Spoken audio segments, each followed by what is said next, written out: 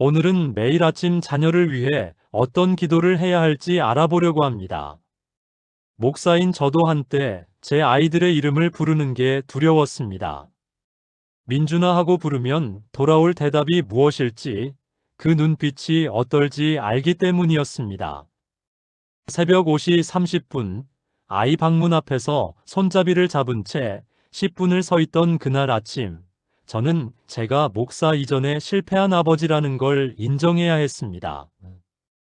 교회에서는 수백 명 앞에서 자녀 양육에 대해 설교했습니다. 성경적 부모의 역할에 대해 가르쳤습니다. 하지만 정작 제 집 안방에서는 중학교 2학년 아들과 3일째 대화가 끊긴 상태였습니다.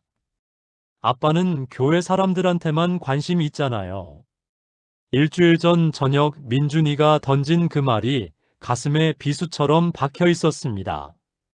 그날 밤, 저는 서재에서 무릎 꿇고 울었습니다. 하나님, 저는 목사입니다. 그런데 제 자녀의 마음도 모릅니다. 제 아이의 영혼도 돌보지 못하고 있습니다. 새벽 5시, 잠에서 깬 저는 습관처럼 서재로 향하다가 멈췄습니다. 아이 방문 앞으로 갔습니다. 문 손잡이에 손을 올렸지만 돌리지 못했습니다. 안으로 들어가서 뭐라고 말해야 할지 몰랐기 때문입니다. 10분을 그렇게 서 있었습니다. 그때 성령님께서 제 마음에 말씀하셨습니다. 내 아이의 이름을 불러라. 그리고 내가 그 이름을 지으신 하나님임을 기억하라. 저는 그 자리에서 무릎을 꿇었습니다. 복도 바닥에 무릎을 꿇고 아이 방문을 향해 손을 얹고 기도하기 시작했습니다. 하나님, 민준이를 주셔서 감사합니다. 그 기도를 시작하는 순간 눈물이 쏟아졌습니다. 언제부터인가 저는 민준이를 문제로 봤습니다. 말 안 듣는 아이, 반항적인 아이, 걱정거리로 봤습니다. 하지만 그 순간 깨달았습니다. 민준이는 하나님께서 제게 맡기신 가장 소중한 영혼이라는 것을요.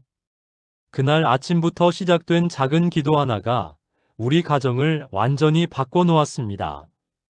3개월이 지난 지금 민준이는 학교에서 돌아오면 제일 먼저 제 서재 문을 두드립니다. 아빠, 오늘 있었던 일 들어줄래요? 여러분, 저는 오늘 여러분께 이 기도를 나누고 싶습니다. 목사인 제가 자녀 양육에서 겪은 가장 깊은 절망과 그 속에서 발견한 가장 강력한 기도를 말입니다. 이 기도는 복잡하지 않습니다. 신학적으로 어렵지도 않습니다. 단지 매일 아침 여러분 자녀의 이름을 부르며 하나님께 그 아이를 온전히 맡기는 기도입니다. 하지만 이 단순한 기도가 여러분의 자녀를, 여러분의 가정을, 그리고 여러분 자신을 변화시킬 것입니다. 혹시 지금 여러분도 자녀와의 관계에서 막막함을 느끼고 계신가요? 아이 방문을 두드리는 것조차 조심스러우신가요? 자녀의 이름을 부를 때마다 마음이 무거우신가요? 오늘 이 말씀이 여러분의 가정에 새로운 아침을 열어드릴 것입니다. 1.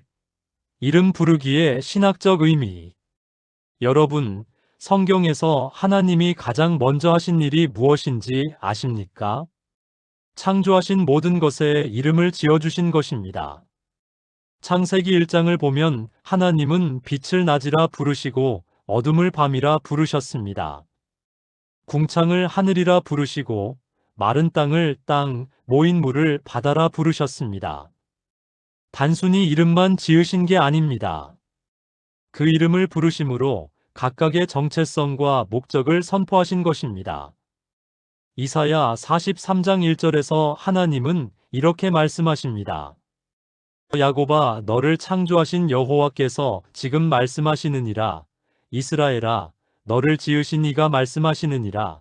두려워하지 말라. 내가 너를 구속하였고 내가 너를 지명하여 불렀나니 너는 내 것이라. 지명하여 불렀다는 표현을 주목하세요. 하나님은 우리의 이름을 부르심으로 소유권을 선포하십니다. 너는 내 것이라. 여러분의 자녀도 마찬가지입니다.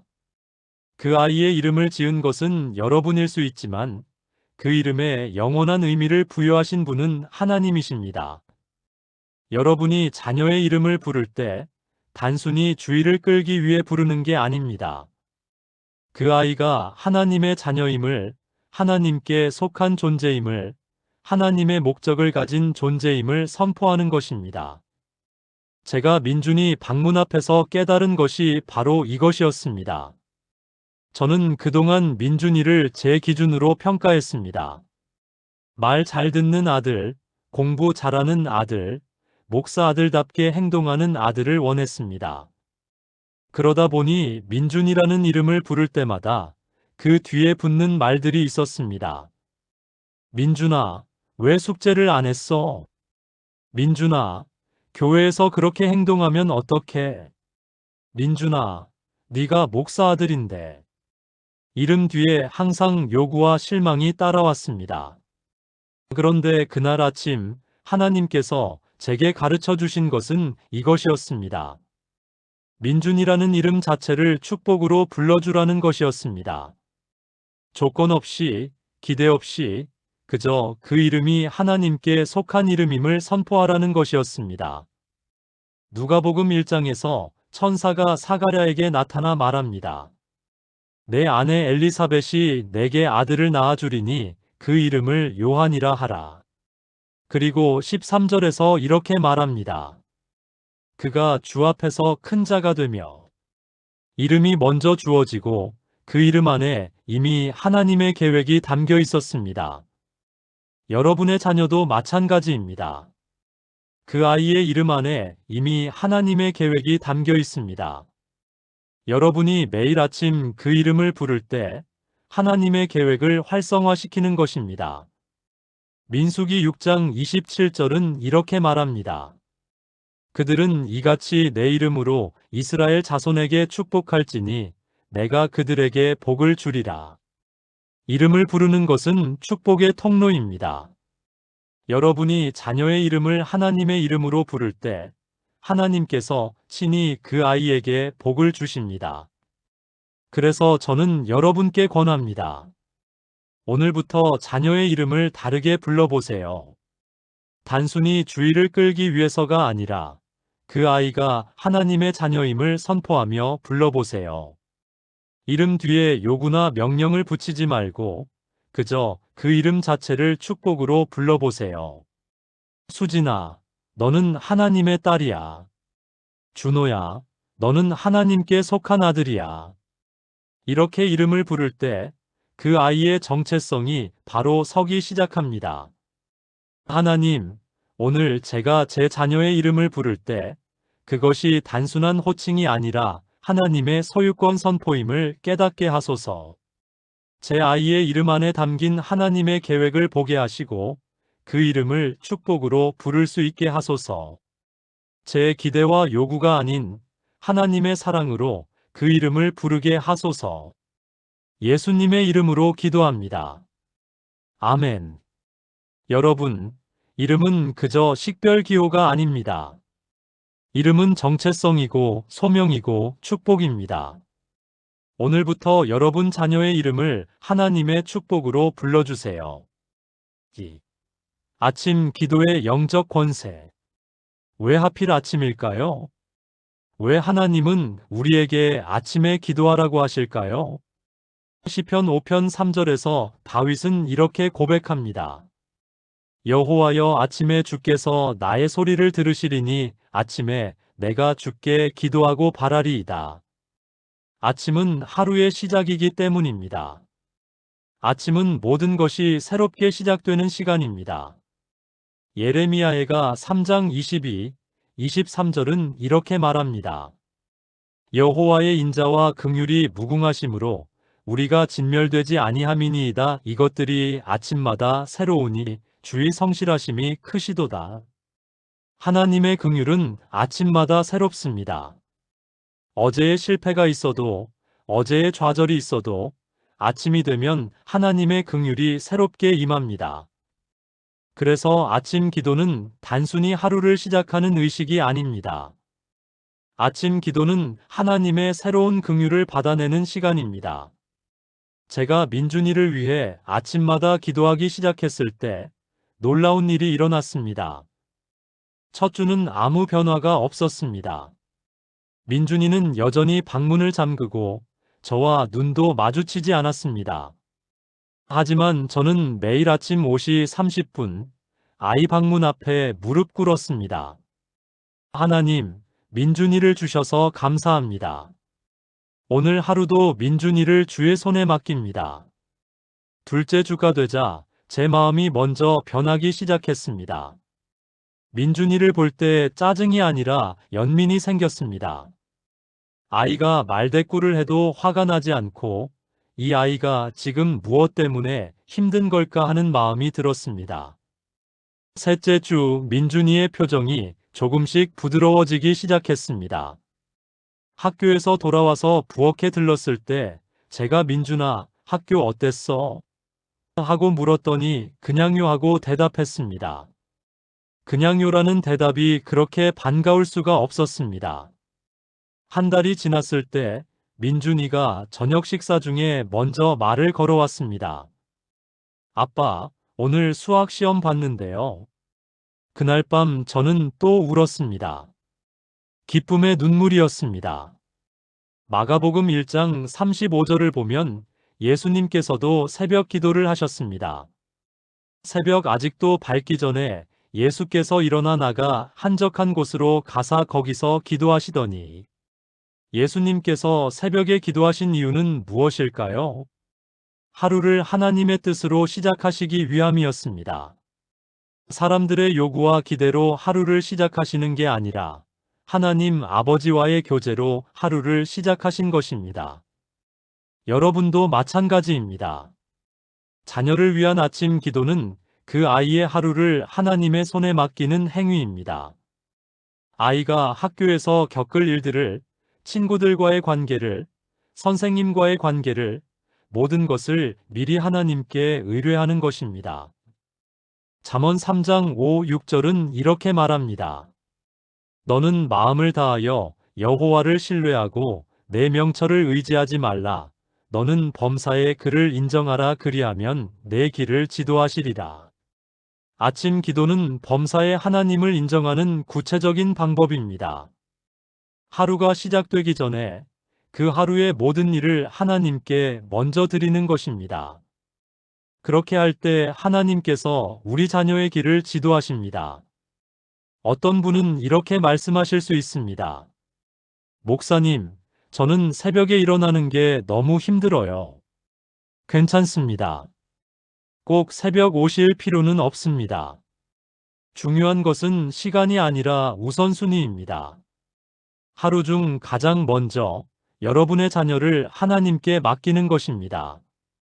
출근 준비를 하기 전에, 아침 식사를 준비하기 전에, SNS를 확인하기 전에 먼저 자녀를 하나님께 맡기는 것입니다. 그것이 5분이든 10분이든 그 시간이 여러분 자녀의 하루를 완전히 바꿔놓을 것입니다. 시편 127편 3절은 이렇게 말합니다. 자식은 여호와의 기업이요 태의 열매는 그의 상급이로다. 우리 자녀는 우리의 소유가 아니라 하나님의 기업입니다. 하나님께서 우리에게 잠시 맡기신 소중한 영혼입니다. 그러므로 매일 아침 그 기업을 주인 되신 하나님께 돌려드려야 합니다. 하나님, 이 아이는 제 것이 아니라 주님의 것입니다. 오늘 하루도 이 아이를 주님께 맡깁니다. 이것이 아침 기도의 핵심입니다. 하나님, 제가 하루를 시작할 때 가장 먼저 제 자녀를 주님께 맡기게 하소서. 제 계획과 제 방법으로 아이를 키우려는 마음을 내려놓고 매일 아침 이 아이를 주님의 손에 온전히 맡기게 하소서. 주님의 긍휼이 아침마다 새로운 것처럼 제 자녀를 향한 제 마음도 아침마다 새롭게 하소서. 예수님의 이름으로 기도합니다. 아멘. 여러분, 내일 아침부터 시작해 보세요. 알람을 5분만 일찍 맞추고 자녀의 방문 앞에서 짧게라도 기도해 보세요. 그 5분이 여러분 가정의 역사를 바꿀 것입니다. 3. 구체적인 기도의 내용. 그렇다면 구체적으로 어떻게 기도해야 할까요? 많은 분들이 기도하고 싶은데 무슨 말을 해야 할지 모르겠어요 라고 말씀하십니다. 오늘 제가 여러분께 구체적인 기도문을 나눠드리겠습니다. 이것은 제가 민준이를 위해 매일 아침 드리는 기도이고 수많은 부모님들이 이 기도로 자녀의 변화를 경험하신 기도입니다. 첫째, 감사로 시작하세요. 하나님, 민준이를 주셔서 감사합니다. 이 한 문장이 모든 것을 바꿉니다. 불평으로 시작하는 기도는 불평을 강화시킵니다. 감사로 시작하는 기도는 감사를 확장시킵니다. 데살로니가전서 5장 18절은 이렇게 말합니다. 범사에 감사하라. 이것이 그리스도 예수 안에서 너희를 향하신 하나님의 뜻이니라. 자녀가 말을 안 들어도, 성적이 떨어져도, 반항해도 먼저 감사하세요. 그 아이가 살아있다는 것, 숨 쉬고 있다는 것, 여러분의 자녀라는 것 자체가 감사의 이유입니다. 둘째, 하나님의 소유권을 선포하세요. 민준이는 제 것이 아니라 주님의 것입니다. 이것은 포기가 아닙니다. 이것은 신뢰입니다. 제가 민준이에 대한 통제권을 내려놓았을 때 역설적으로 민준이와의 관계가 회복되기 시작했습니다. 시편 37편 5절은 이렇게 말합니다. 내 길을 여호와께 맡기라. 그를 의지하면 그가 이루시고. 맡긴다는 것은 내가 할 수 없음을 인정하는 것입니다. 내가 내 자녀를 바꿀 수 없음을 인정하는 것입니다. 오직 하나님만이 사람의 마음을 바꾸실 수 있습니다. 셋째, 구체적인 영역을 위해 기도하세요. 오늘 민준이가 학교에서 만나는 모든 사람들 가운데 주님의 은혜가 있게 하소서. 민준이의 생각과 마음을 지켜주소서. 민준이가 오늘 하는 모든 공부와 활동 가운데 주님의 지혜를 더하소서. 빌립보서 4장 6절은 이렇게 말합니다. 아무것도 염려하지 말고 다만 모든 일에 기도와 간구로 너희 구할 것을 감사함으로 하나님께 아뢰라.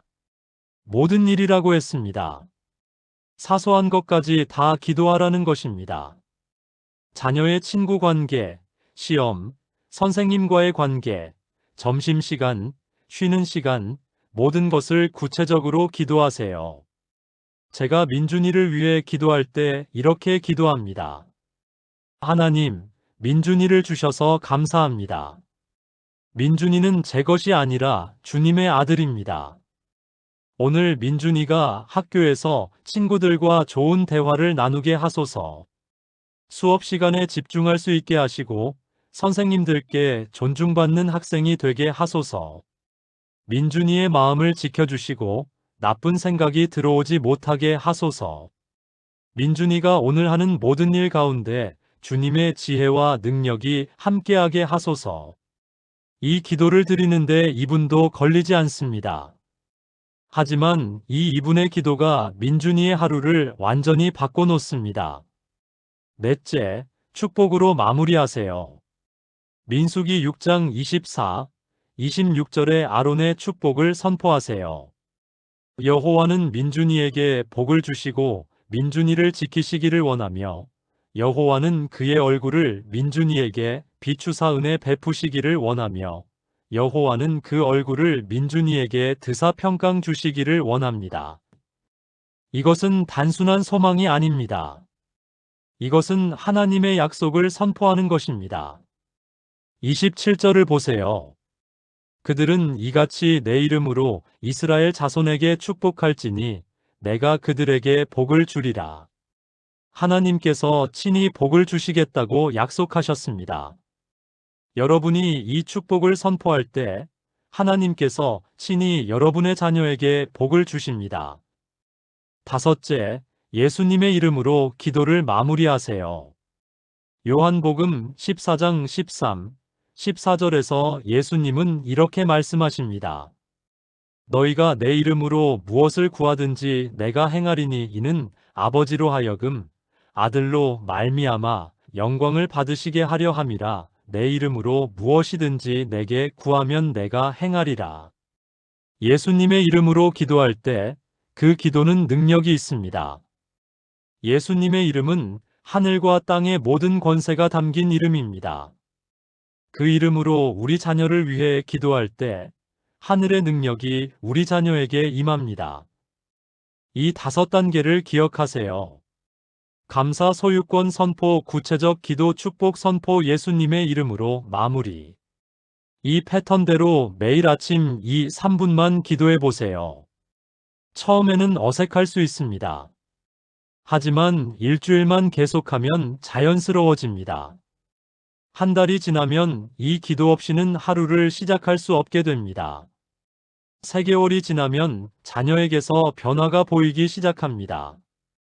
6개월이 지나면 가정의 분위기가 완전히 달라집니다.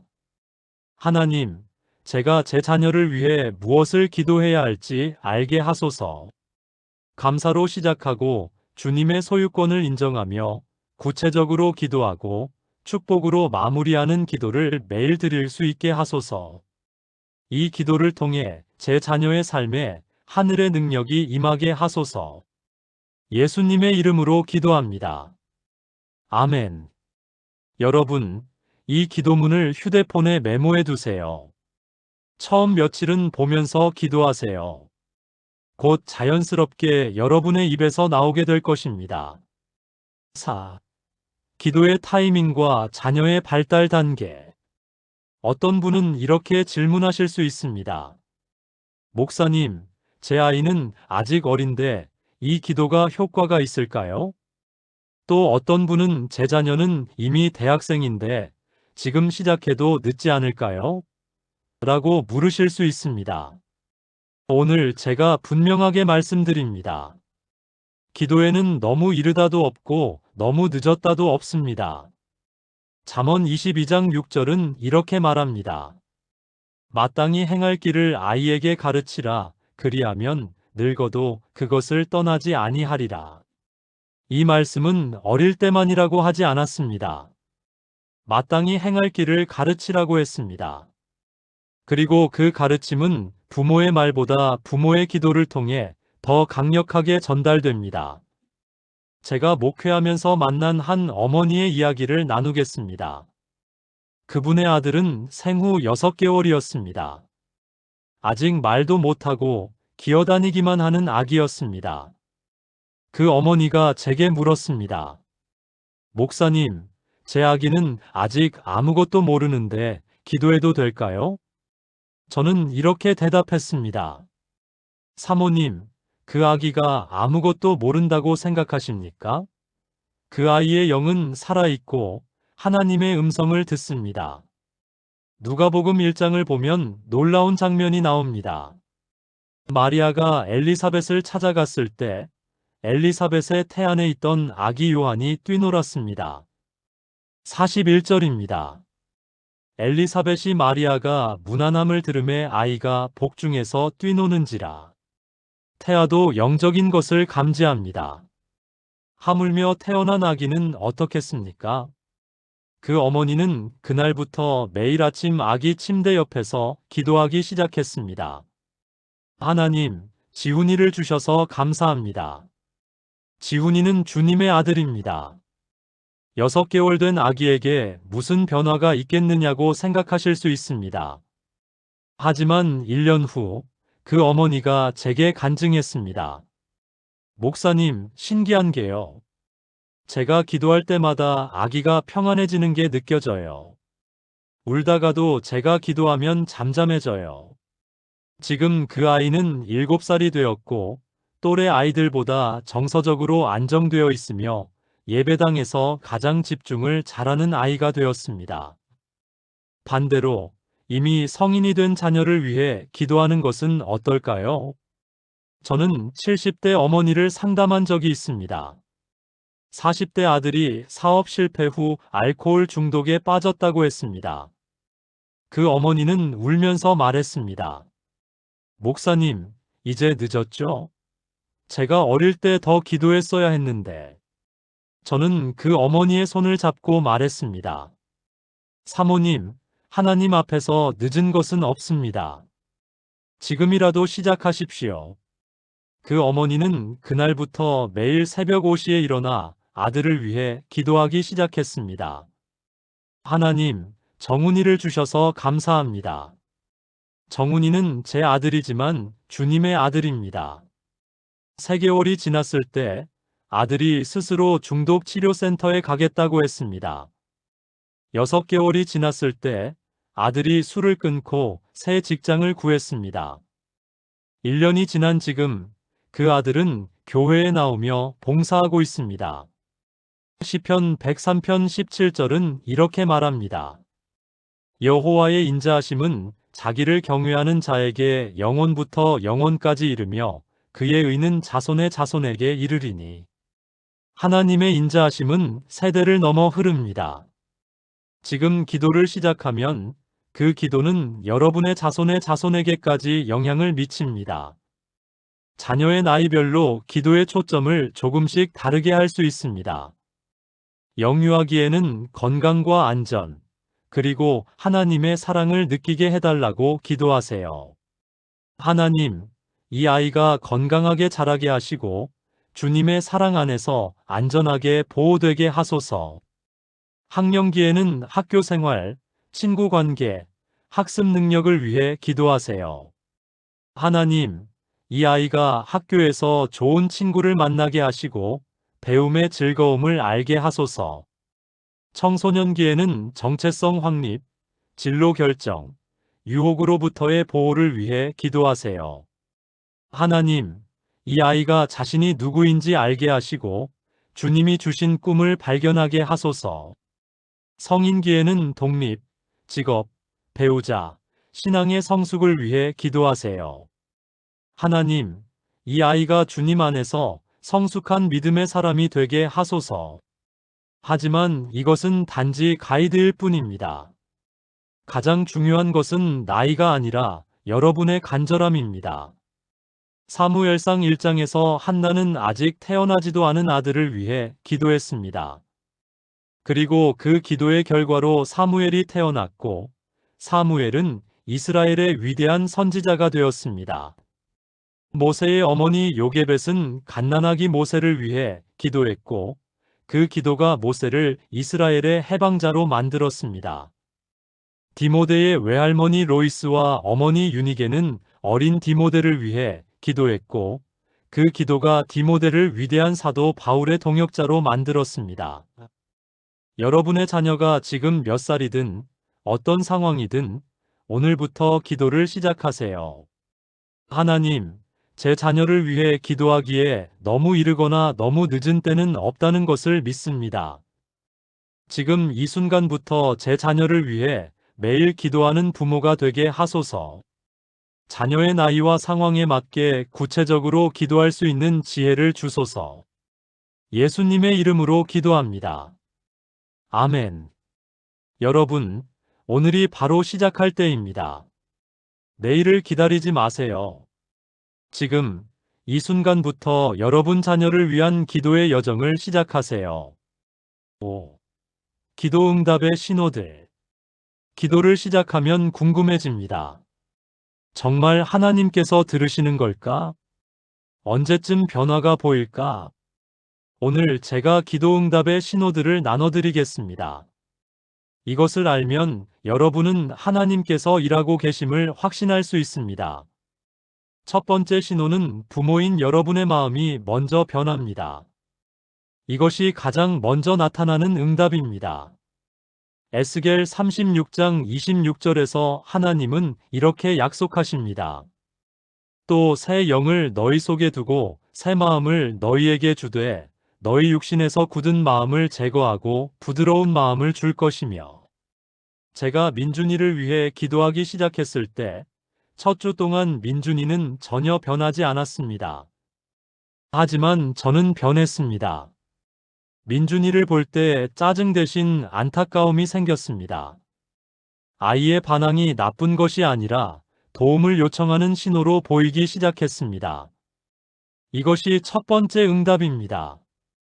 하나님께서 부모의 마음을 먼저 부드럽게 하십니다.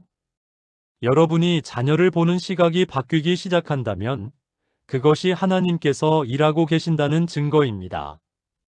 두 번째 신호는 작은 순간들의 변화입니다. 야고보서 5장 16절은 이렇게 말합니다. 의인의 간구는 역사하는 힘이 큽니다. 역사한다는 말은 효과를 발휘한다는 뜻입니다. 기도는 반드시 효과를 발휘합니다. 하지만 그 효과는 종종 작은 순간들로 나타납니다. 민준이의 경우 어느 날 저녁 제가 서재에서 나왔을 때 민준이가 거실 소파에 앉아 있었습니다.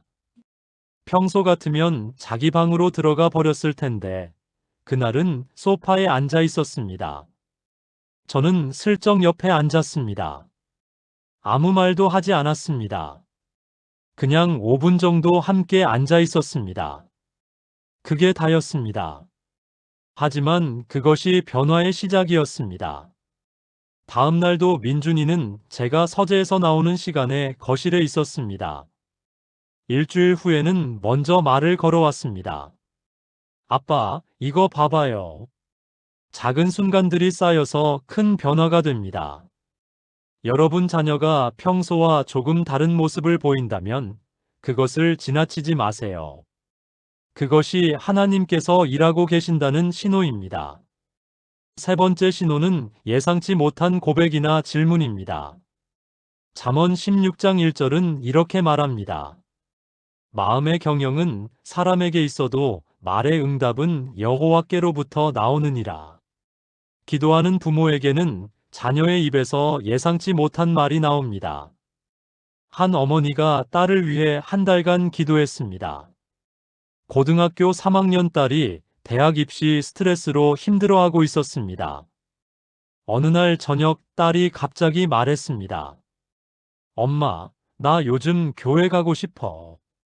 그 딸은 중학교 때부터 교회 가기를 거부했던 아이였습니다. 어머니는 깜짝 놀라 물었습니다.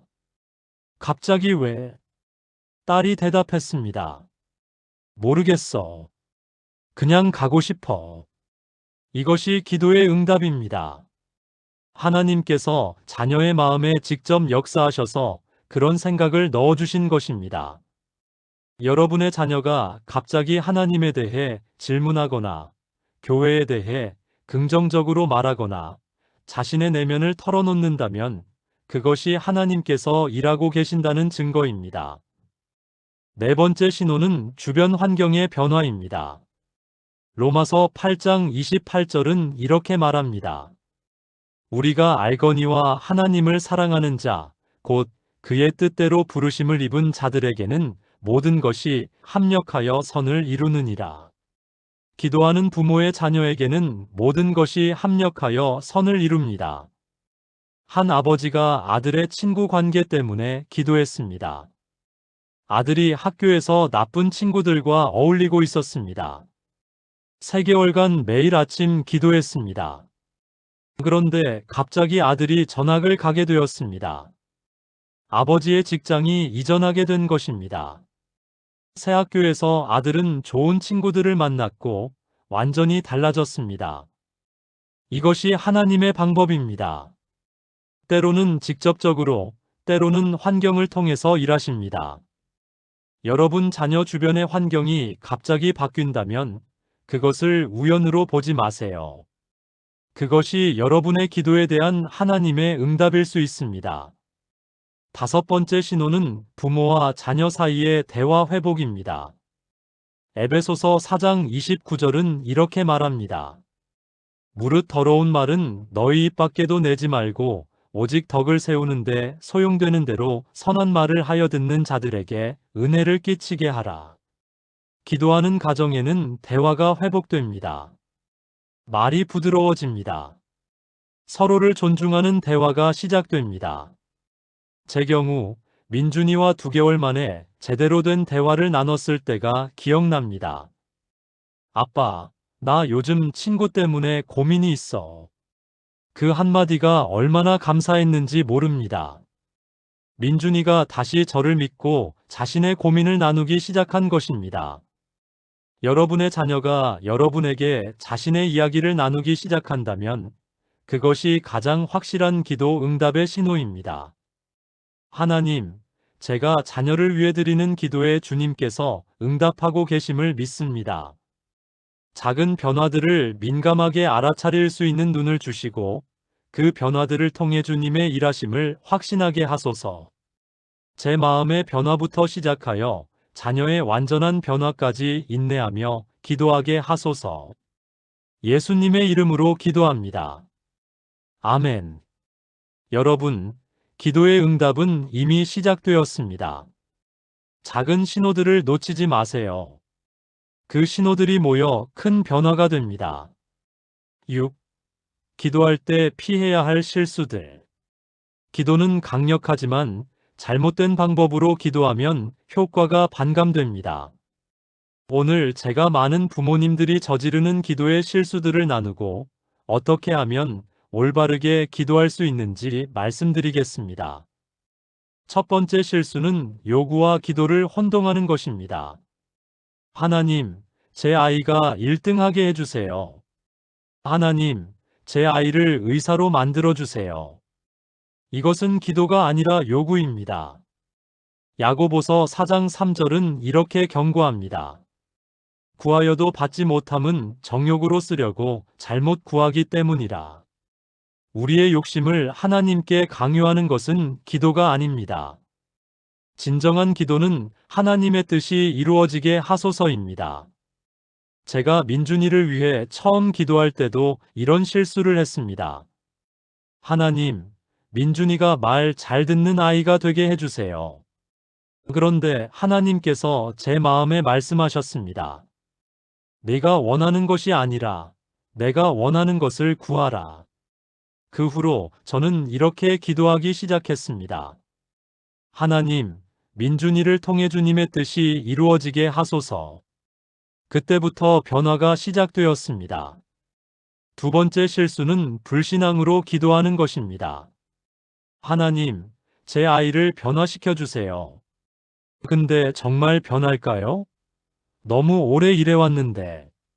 마가복음 11장 24절에서 예수님은 이렇게 말씀하십니다. 그러므로 내가 너희에게 말하노니 무엇이든지 기도하고 구하는 것은 받은 줄로 믿으라. 그리하면 너희에게 그대로 되리라. 받은 줄로 믿으라고 하셨습니다. 아직 보이지 않아도, 아직 변화가 없어도 이미 응답받은 것으로 믿으라는 것입니다. 한 어머니가 제게 고백했습니다. 목사님, 저는 3년간 기도했는데 아무 변화가 없어요. 저는 물었습니다. 사모님, 정말 믿으면서 기도하셨습니까? 그분은 잠시 침묵하다가 말했습니다. 솔직히, 반신반의했어요. 거기서 문제가 있었습니다. 야고보서 1장 6, 7절은 이렇게 말합니다. 오직 믿음으로 구하고 조금도 의심하지 말라. 의심하는 자는 마치 바람에 밀려 요동하는 바다물결 같으니 이런 사람은 무엇이든지 주께 얻기를 생각하지 말라. 의심하면서 기도하면 응답을 받을 수 없습니다. 확신을 가지고 기도해야 합니다. 세 번째 실수는 조급함입니다. 일주일 기도하고 변화가 없으면 포기하는 것입니다. 누가복음 18장에서 예수님은 불의한 재판관의 비유를 말씀하시며 이렇게 가르치십니다. 항상 기도하고 낙심하지 말아야 할 것을. 항상 기도하라는 것은 계속 기도하라는 뜻입니다. 한두 번 기도하고 포기하지 말라는 것입니다. 제가 아는 한 아버지는 7년간 아들을 위해 기도했습니다. 아들이 중학교 2학년 때부터 대학교 3학년 때까지입니다. 그 7년 동안 아들은 변하지 않았습니다. 하지만 아버지는 포기하지 않았습니다. 매일 아침 같은 기도를 드렸습니다. 그리고 7년 후 갑자기 아들이 변했습니다. 군대에서 돌아온 후 완전히 다른 사람이 되어 있었습니다. 지금 그 아들은 선교사로 헌신했습니다. 하나님의 타이밍은 우리의 타이밍과 다릅니다. 하나님은 결코 늦지 않으십니다. 네 번째 실수는 자녀 앞에서 부정적인 말을 하는 것입니다. 기도는 하면서 자녀 앞에서는 넌 왜 그러니? 넌 안 변해 같은 말을 하는 것입니다. 잠언 18장 21절은 이렇게 말합니다. 죽고 사는 것이 혀의 힘에 달렸나니 우리의 말에는 능력이 있습니다. 자녀에 대해 부정적으로 말하면 그 말이 자녀의 정체성이 됩니다. 기도할 때는 축복하고 자녀 앞에서는 저주하면 안 됩니다. 기도와 말이 일치해야 합니다. 넌 하나님의 자녀야. 넌 귀한 존재야. 넌 할 수 있어. 이런 말을 자녀에게 해주세요. 다섯 번째 실수는 기도만 하고 행동은 하지 않는 것입니다. 야고보서 2장 17절은 이렇게 말합니다. 행함이 없는 믿음은 그 자체가 죽은 것이라. 기도는 했는데 자녀와 시간을 보내지 않는다면, 기도는 했는데 자녀의 말을 들어주지 않는다면, 그것은 죽은 기도입니다. 기도는 행동과 함께 가야 합니다. 제가 민준이를 위해 기도하면서 동시에 한 것이 있습니다. 매주 토요일 오후 민준이와 단둘이 시간을 보냈습니다. 처음에 민준이는 거부했습니다. 하지만 포기하지 않고 계속 제안했습니다. 3주 후에 민준이가 마지못해 따라왔습니다. 영화를 보거나 식사를 하거나 그냥 산책을 했습니다. 말을 많이 하지 않았습니다. 그냥 함께 있었습니다. 그것이 기도를 보완하는 행동이었습니다. 하나님, 제가 올바르게 기도할 수 있게 하소서. 요구가 아닌 순종으로, 의심이 아닌 믿음으로, 조급함이 아닌 인내로 기도하게 하소서. 제 말과 행동이 제 기도와 일치하게 하시고, 기도와 함께 실제적인 사랑을 행하게 하소서. 예수님의 이름으로 기도합니다. 아멘. 여러분, 이 5가지 실수를 피하세요. 그러면 여러분의 기도는 더 강력해질 것입니다. 7. 기도의 열매를 거두는 삶.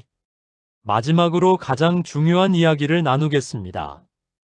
기도의 열매를 거두는 삶에 대한 이야기입니다. 갈라디아서 6장 9절은 이렇게 말합니다. 우리가 선을 행하되 낙심하지 말지니 포기하지 아니하면 때가 이름에 거두리라. 때가 이름에 거두리라. 이 약속을 붙잡으세요. 여러분이 자녀를 위해 드리는 기도는 결코 헛되지 않습니다. 반드시 열매를 맺습니다. 제가 경험한 기도의 열매를 나누겠습니다. 민준이를 위해 기도한 지 1년이 지났을 때의 이야기입니다. 어느 주일 저녁 민준이가 제 서재로 들어왔습니다. 아빠, 나 세례받고 싶어. 저는 깜짝 놀랐습니다. 민준이는 중학교 때부터 세례받기를 거부했었습니다. 왜 갑자기? 민준이가 대답했습니다. 아빠가 매일 아침 내 방 앞에서 기도하는 거 알아. 처음엔 짜증났어. 근데 어느 순간부터 그게 고마워졌어. 아빠가 나를 정말 사랑한다는 게 느껴졌어. 그리고 하나님도 나를 사랑하신다는 게 느껴지기 시작했어. 그 순간 저는 울었습니다. 1년간의 기도가 헛되지 않았습니다. 아이가 몰랐다고 생각했던 그 기도를 아이는 다 알고 있었습니다. 그리고 그 기도가 아이의 마음을 변화시켰습니다. 요한복음 15장 7절에서 예수님은 이렇게 약속하십니다. 너희가 내 안에 거하고 내 말이 너희 안에 거하면 무엇이든지 원하는 대로 구하라 그리하면 이루리라. 무엇이든지 이루리라. 이것이 하나님의 약속입니다. 여러분이 하나님 안에 거하며 기도하면 반드시 이루어집니다. 기도의 열매는 여러 가지 형태로 나타납니다. 첫째, 자녀의 내면이 변합니다. 고린도후서 5장 17절처럼 새로운 피조물이 됩니다. 둘째, 가족 관계가 회복됩니다. 말라기 4장 6절의 약속처럼 아버지의 마음을 자녀에게로, 자녀의 마음을 아버지에게로 돌려놓으십니다. 셋째, 자녀의 인생 방향이 바뀝니다. 잠언 3장 6절처럼 하나님께서 그 길을 지도하십니다. 넷째, 자녀를 통해 하나님께 영광이 돌려집니다. 요한복음 15장 8절처럼 열매를 많이 맺어 하나님께 영광을 돌리게 됩니다. 한 어머니의 간증을 소개합니다. 그분은 5년간 아들을 위해 기도했습니다. 아들은 고등학교를 중퇴하고 게임만 했습니다. 5년 동안 매일 아침 같은 기도를 드렸습니다. 하나님, 현우를 주셔서 감사합니다. 현우는 주님의 아들입니다. 5년 후 아들이 갑자기 변했습니다. 게임을 끊고 검정고시를 쳤고 대학에 진학했습니다. 지금은 청년부에서 찬양 인도자로 섬기고 있습니다. 그 어머니가 제게 말했습니다. 목사님, 5년이 길었지만 후회하지 않아요. 그 5년이 제 신앙을 성장시켰고 하나님의 신실하심을 경험하게 했어요. 시편 126편 5, 6절은 이렇게 약속합니다. 눈물로 씨를 뿌리는 자는 기쁨으로 거두리로다. 울며 씨를 뿌리러 나가는 자는 반드시 기쁨으로 그 곡식단을 가지고 돌아오리로다. 여러분이 지금 눈물로 씨를 뿌리고 있다면 반드시 기쁨으로 거둘 것입니다. 제 민준이는 지금 고등학교 3학년이 되었습니다. 대학 입시를 앞두고 있습니다. 어제 저녁 민준이가 제게 말했습니다. 아빠, 나 신학대학 가고 싶어. 저는 놀라서 물었습니다. 정말? 민준이가 대답했습니다. 응. 아빠처럼 목사가 되고 싶어. 아빠가 나를 위해 기도했던 것처럼 나도 다른 사람들을 위해 기도하는 사람이 되고 싶어. 그 순간 지난 4년간의 모든 기도가 스쳐 지나갔습니다. 방문 앞에서 무릎 꿇었던 수많은 새벽들이, 눈물로 기도했던 순간들이, 그 모든 것이 이 한순간을 위한 것이었습니다. 여러분, 포기하지 마세요. 여러분의 기도는 반드시 열매를 맺을 것입니다. 지금은 보이지 않아도 하나님께서 일하고 계십니다. 땅 속에 있는 씨앗이 싹을 틔우기까지 시간이 걸리는 것처럼 여러분의 기도도 때가 되면 반드시 열매를 맺을 것입니다. 하나님, 제가 포기하지 않고 끝까지 기도하게 하소서. 지금은 보이지 않아도 주님께서 일하고 계심을 믿게 하소서. 제 자녀를 통해 주님께 영광 돌려지는 그날까지 인내하며 기도하게 하소서. 그리고 그 열매를 거두는 기쁨을 누리게 하소서. 예수님의 이름으로 기도합니다. 아멘. 여러분, 오늘부터 시작하세요. 내일 아침 자녀의 이름을 부르며 기도하세요. 그 작은 시작이 여러분 가정의 역사를 바꿀 것입니다. 사랑하는 하나님 아버지, 오늘 이 말씀을 듣는 모든 부모님들을 축복합니다. 그들이 자녀를 사랑하지만 어떻게 해야 할지 몰라 막막해하는 마음을 주님께서 아십니다. 오늘 이 시간 새로운 소망을 주셔서 감사합니다. 자녀의 이름을 부르며 기도하는 단순한 방법을 통해 가정을 회복시키시는 주님을 찬양합니다. 주님, 이 시간 이후 모든 부모님들이 매일 아침 자녀의 방 앞에서 무릎 꿇게 하소서. 자녀의 이름을 축복으로 부르게 하시고 그 이름 안에 담긴 주님의 계획을 선포하게 하소서. 감사로 기도를 시작하게 하시고 주님의 소유권을 인정하며 구체적으로 간구하고 축복으로 마무리하는 기도를 매일 드리게 하소서. 주님, 일주일 안에 부모의 마음이 먼저 변하게 하소서. 한 달 안에 작은 변화의 신호들이 보이게 하소서. 석 달 안에 자녀와의 대화가 회복되게 하소서. 1년 안에 가정의 분위기가 완전히 달라지게 하소서. 하지만 주님, 각 가정의 때가 다름을 압니다. 어떤 가정은 빨리, 어떤 가정은 천천히 변화가 올 것을 압니다. 그러므로 모든 부모님들에게 인내를 주시고 포기하지 않는 믿음을 주소서. 요구가 아닌 순종으로, 의심이 아닌 믿음으로, 조급함이 아닌 인내로 기도하게 하소서. 말과 행동이 기도와 일치하게 하시고 기도와 함께 실제적인 사랑을 행하게 하소서. 주님, 이 기도를 통해 대한민국의 가정들이 회복되게 하소서. 부모와 자녀 사이에 사랑이 회복되고 대화가 회복되고 신뢰가 회복되게 하소서. 그리하여 다음 세대가 주님을 아는 세대로 자라나게 하소서. 우리의 자녀들이 세상의 빛과 소금이 되게 하시고 주님의 영광을 드러내는 세대가 되게 하소서. 이 모든 기도를 우리 주 예수 그리스도의 이름으로 기도합니다. 아멘. 마무리. 사랑하는 여러분, 오늘 우리는 자녀를 위한 기도의 능력에 대해 나눴습니다. 매일 아침 자녀의 이름을 부르며 드리는 단순한 기도 하나가 어떻게 가정을 변화시키는지 보았습니다. 이것은 이론이 아닙니다. 제가 직접 경험한 것이고 수많은 부모님들이 경험한 것입니다. 지금 여러분의 자녀가 어떤 상황에 있든, 몇 살이든, 어떤 문제를 가지고 있든 오늘부터 시작하세요. 내일 아침 알람을 평소보다 5분만 일찍 맞추세요. 자녀의 방 앞으로 가세요. 문을 열 필요도 없습니다. 그냥 그 앞에 서서 혹은 무릎 꿇고 자녀의 이름을 부르며 기도하세요. 하나님, 민준이를 주셔서 감사합니다.